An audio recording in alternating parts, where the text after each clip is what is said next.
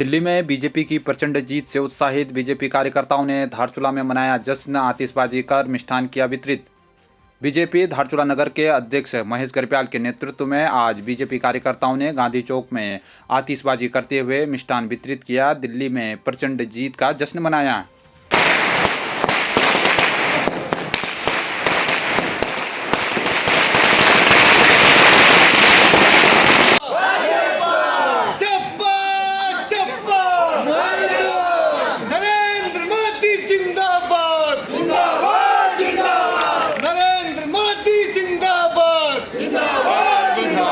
बड़े हर्ष का विषय है, दिल्ली में 27 साल के बाद भारतीय जनता पार्टी ने अपना परचम लहराया है। माननीय मोदी जी के नेतृत्व में उनके विकास की योजनाओं से, राज्य व केंद्र की योजनाओं से प्रभावित होकर दिल्ली की जनता ने भी उन्हें स्वीकारा है। केजरीवाल को मफलर की राजनीति से हटाकर भारतीय जनता पार्टी ने पुनः भगवा लहराया है।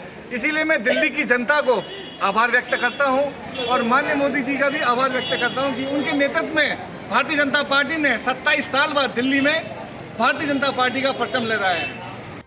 आज 27 साल बाद मोदी जी के नेतृत्व में आज दिल्ली में आज जो भारतीय जनता पार्टी की सरकार बनी है, आज सबसे पहले मैं वहाँ की क्षेत्र दिल्ली की जनता को बधाई देता चाहता हूँ और साथ में नरेंद्र मोदी जी के जो शासन जो उनका जो कहते हैं वो करते हैं, सबका साथ सबका विकास और जनता की जीत हुई है। इसके लिए नरेंद्र मोदी जी को और हमारे पुष्कर सिंह धामी जी को भी बहुत बहुत बधाई।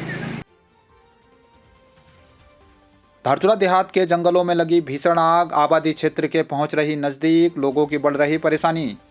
आपको बता दें कि धारचूला देहात के जंगलों में आज अचानक ही बड़े क्षेत्र में भीषण आग फैलने लगी। रात होते होते ये आग और भीषण हो गई और आबादी क्षेत्र के नजदीक पहुंच गई। आपको बता दें कि लोगों में आबादी क्षेत्र में बढ़ती आग के कारण लोगों की परेशानी बढ़ गई है। देखिए, शिवधाम जो सरकार के द्वारा चल रही है, गुंजी में शिवधाम और वाइब्रेंट विलेज का जो हमारे प्रधानमंत्री जी का घोषणा है और जो चयनित हुई है, उस आधार में शिवधाम बनाने का जो पर्यटन विभाग द्वारा कवायद चल रही थी, उसमें हम लोग जो है गुंजी से डेलीगेशन गए थे। इन लोग के साथ हमारा बात हुई थी, हम उनको ज्ञापन दिए थे। वो ज्ञापन के अनुरूप कोई काम नहीं हो रहा है। न ये पर्यटन विभाग हमारे साथ आके हमारे गांव में आके कोई मीटिंग नहीं हुई है, हमारी कोई जो वो खोज खबर कुछ नहीं ले रही है।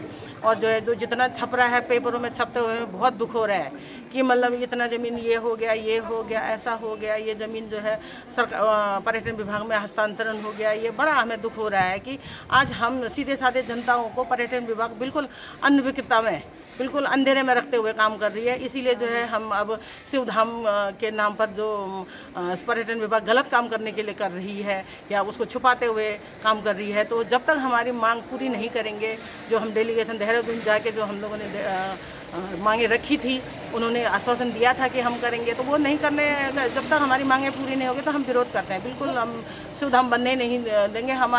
ऑलरेडी हमारे पास है ही, शिवधाम भी है, आदि कैलाश भी है, ओम पर्वत है। ऐसे में शिवधाम बनाने के नाम पर क्यों बड़े बड़े लग्जरी होटल, ये सब हमने तो पहले भी तहसील में आके पहले ही जब बात हुई थी तब भी हमने मना करी थी। तो उन्होंने कहा था कि हाँ आप लोग ऐसे बात रखें, हमने रखी, वो बात नहीं हो रही है, तो हम बिल्कुल विरोध करते हैं। क्या आप लोगों की मांगे क्या हैं? मांगे में हमारे देखिए सबसे पहले तो पौराणिक, हम एकदम जनजाति के लोग हैं, हम पौराणिक धार्मिक से जुड़े हुए होते हैं।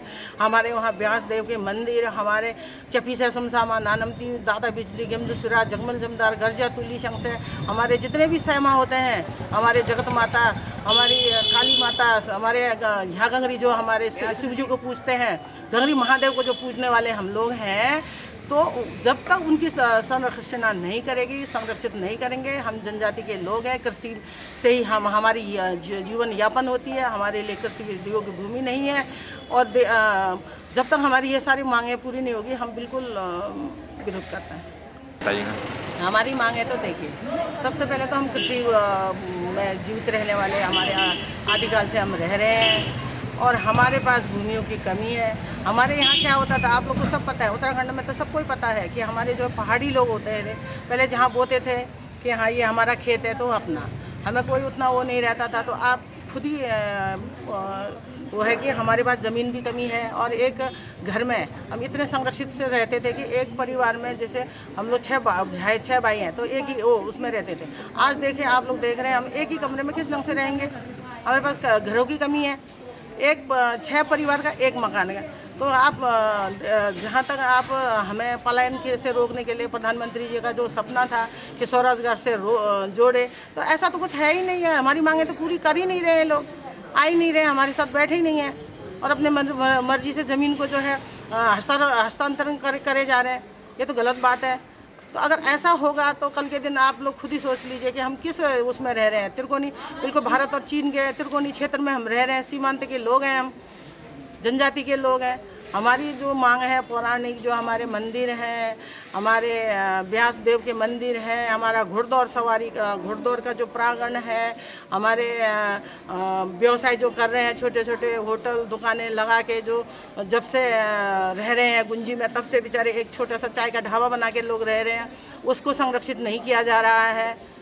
और हमारे पास भूमि कमी है। सबसे पहले तो हमें भूमि आवंटित करें ना, कि भाई स्वरोजगार से कैसे जुड़ेंगे जब हमारे पास कुछ साधन ही नहीं रहेगा, कुछ करने के लिए जगह नहीं रहेगा, तो हम क्या करेंगे, कहाँ जाके हम बसेंगे।